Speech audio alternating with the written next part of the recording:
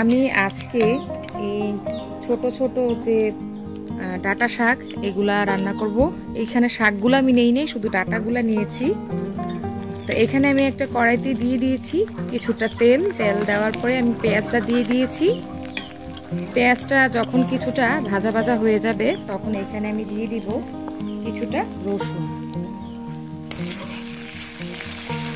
দিও এটা কিছুটা সময় আমি একটু ভাজা ভাজা করে নিব। আর এগুলা হচ্ছে আমার আম্মু দিয়েছে। আমি আমার বাবার বাসায় বেড়াতে গিয়েছিলাম, তখন এটা এনেছিলাম। এই যে দেখুন এত সুন্দর ডাটা, কচি কচি ডাটাগুলা। তো এগুলা আমি ছোট ছোট করে কেটে নিয়েছি। এগুলা কিন্তু ছোট কচি ডাটাই। আর এখানে হচ্ছে আলুটাও আমি এরকম করেই কেটে নিয়েছি। এই যে এখানে 3টা টুকরা বড় মাছ আছে। তো এটা দিয়ে আমি সুন্দর করে রান্নাটা করব। আশা করছি এই ভিডিওটা আপনাদের ভালো লাগবে। এখন হচ্ছে মাছটা আমি দিয়ে দিব।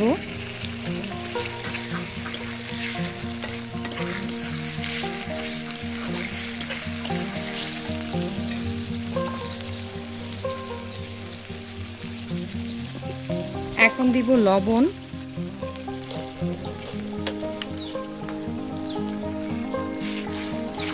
লবণটা দিয়ে আবার একটু ভালো করে কষিয়ে নিব।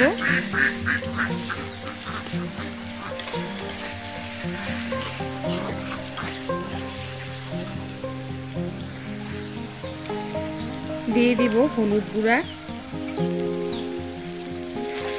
আমি কিন্তু একবারে তরকারিটা রান্না করে ফেলবো, সেজন্য কিন্তু লবণ, হলুদ, মরিচের গুঁড়া, ধনে গুঁড়া সব একসাথে দিয়ে দিচ্ছি, মানে এই তরকারি অনুযায়ী আর কি।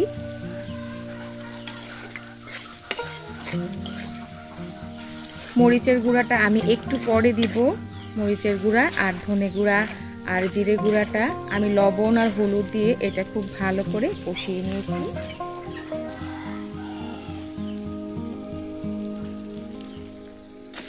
এবার ডাটাগুলো আমি দিয়ে দিচ্ছি।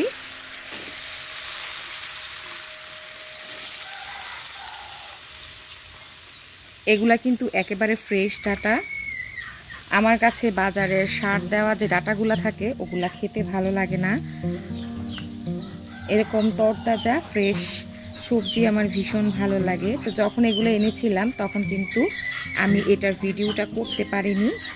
বাবার বাসায় গিয়েছিলাম 2 দিনের জন্য, তো ওইখানে আসলে ভিডিওটা করা হয়নি আর কি, ব্যস্ততার কারণে। তো আসার সময় আমার আম্মু আমাকে এগুলো দিয়েছিলেন।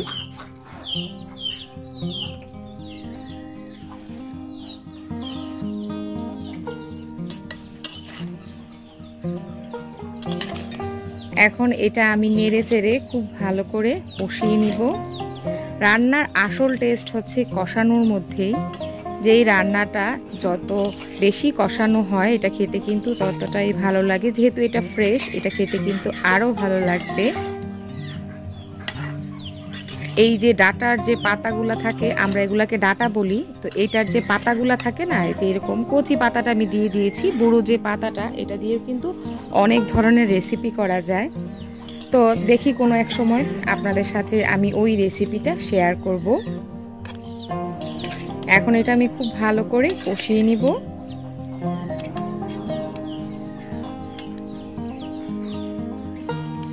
বেশ কিছুটা মরিচের গুঁড়া দিব।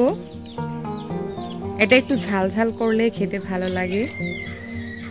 এটা মানে এই ছোট ছোট ডাটাগুলো আমার আম্মুকে দেখতাম চিংড়ি দিয়ে রান্না করতো। তো আমার হাতের কাছে চিংড়ি ছিল না, আমার শাশুড়িকে আবার দেখি এরকম বড় মাছ কয়েকটা একসাথে করে খুব সুন্দর করে রান্নাটা করতে। এটাও খেতে ভালো লাগে। আসলে এক একটা টেস্ট হচ্ছে এক এক রকম।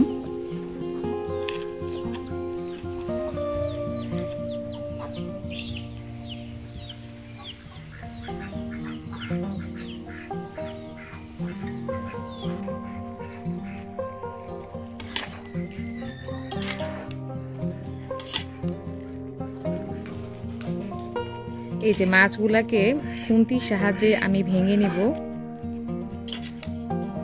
এভাবে কিন্তু মাঝে মধ্যে আমি অনেক রকমের তরকারি রান্না করি, আর এটা আমি শিখেছি আমার শাশুড়ির কাছ থেকে।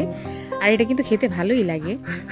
এভাবে যদি পুরাটা মাছ আমি একটু ভেঙে নেই খুন্তি দিয়ে, তাহলে এটার ফ্লেভারটা পুরোটা তরকারিতেই কিন্তু যায়।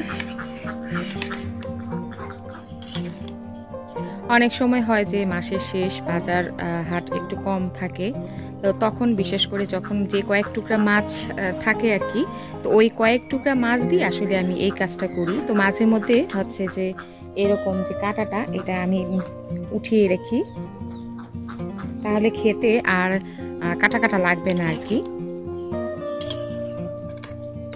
দেখুন খুবই অল্প মশলায় অল্প খরচে, ধরতে গেলে মাত্র আমি 3টা টুকরা দিয়ে কিন্তু রান্নাটা করেছি। আমাদের কিন্তু একবেলা সবার খুব সুন্দর করে হয়ে যাবে।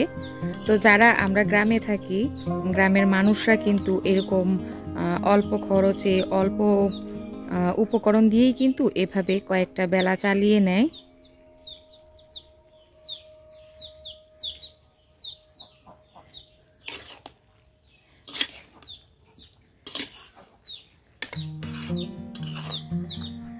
আর এগুলা যেহেতু চিকন চিকন, তাহলে কিন্তু খুব বেশি একটা সেদ্ধ হতে সময় লাগবে না।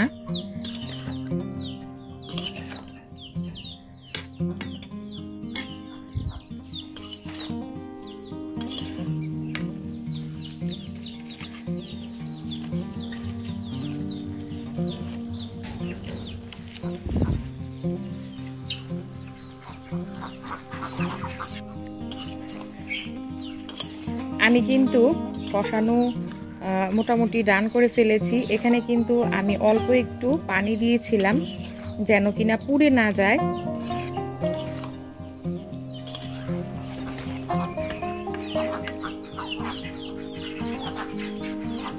এখন আমি তরকারিতে ঝোল দিয়ে দিব। আপনারা চাইলে কিন্তু এটা ঝোলের পরিমাণটা বাড়িয়ে কমিয়ে নিতে পারেন। তা আমি খুব বেশি একটা ঝোল রাখবো না, মিডিয়াম সাইজের ঝোল রাখবো। এখন এটা হচ্ছে ডাটাটা সিদ্ধ হয়ে যাবে আর কি।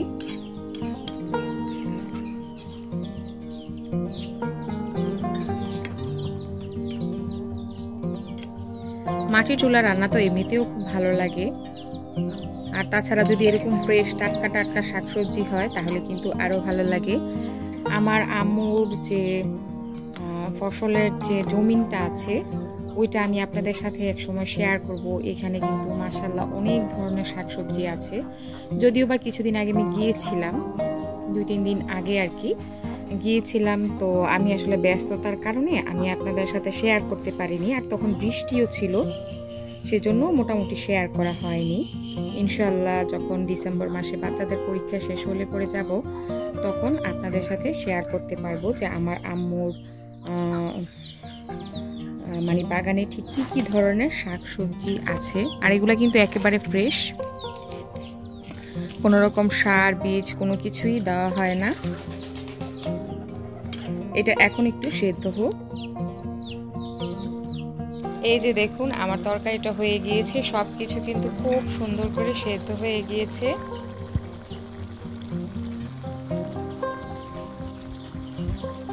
তো আজকের এই রান্নাটা ছিল এই পর্যন্তই। নেক্সট কোনো ভিডিওতে আপনাদের সাথে অন্য কোনো রান্না শেয়ার করব। সেই পর্যন্ত সবাই ভালো থাকবেন, সুস্থ থাকবেন। আর আমার ভিডিও যদি আপনাদের ভালো লেগে থাকে তাহলে প্লিজ আমার চ্যানেলটা সাবস্ক্রাইব করবেন, ফ্যামিলি এবং ফ্রেন্ডসদের সাথে শেয়ার করবেন। আল্লাহ হাফেজ।